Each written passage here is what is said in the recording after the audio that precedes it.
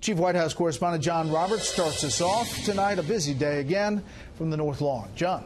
As usual, Brett, we wouldn't have it any other way. Late today, the Homeland Security Secretary Kirstjen Nielsen appeared here at the White House and pointed to a dramatic increase in the number of people who've been crossing the border illegally, more than 50,000 a month for the past 3 months, and a 400% increase in the number of so-called family units.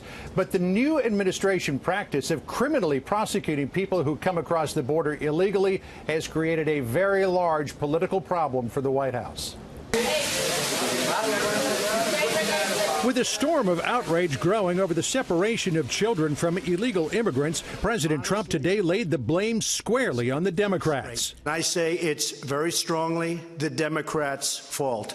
They're really obstructionist, and they are obstructing.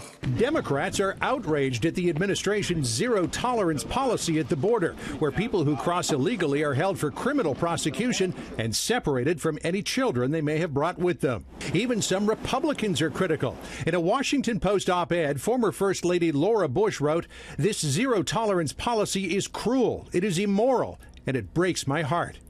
President Trump insists he was forced to implement the policy after a dramatic increase in the number of people, some of them criminals, crossing the border with children in tow. The United States will not be a migrant camp, and it will not be a refugee holding facility. We can't allow that to happen to the United States, not on my watch. Administration officials say they are merely enforcing laws that are already on the books, something they say previous White Houses failed to do.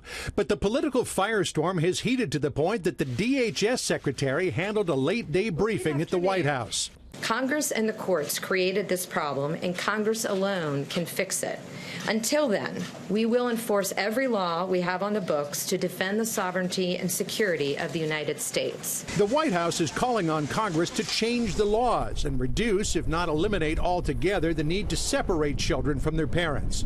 Across the administration, officials will keep up the pressure on lawmakers this week. Members of Congress on the Democratic side say that you are using children as a lever to try to get them to take legislative action.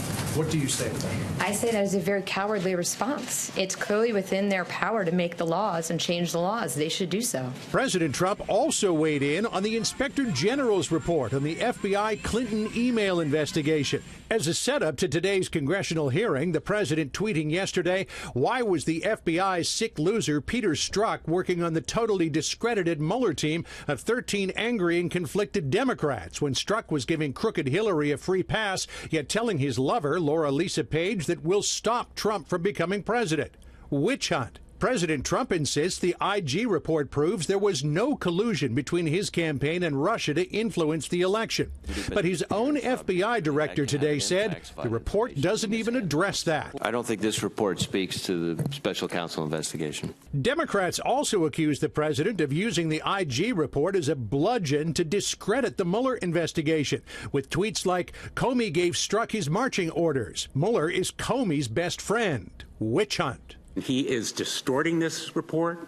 He is weaponizing it to discredit the special counsel and undermine the rule of law in the United States of America. The FBI director also said today that he does not believe that special counsel Robert Mueller is on a witch hunt. Asked about that late today, Press Secretary Sarah Sanders said the president is firm in his belief that the Robert Mueller investigation is indeed a witch hunt. Brett? John Roberts live at the North Lawn. John, thank you.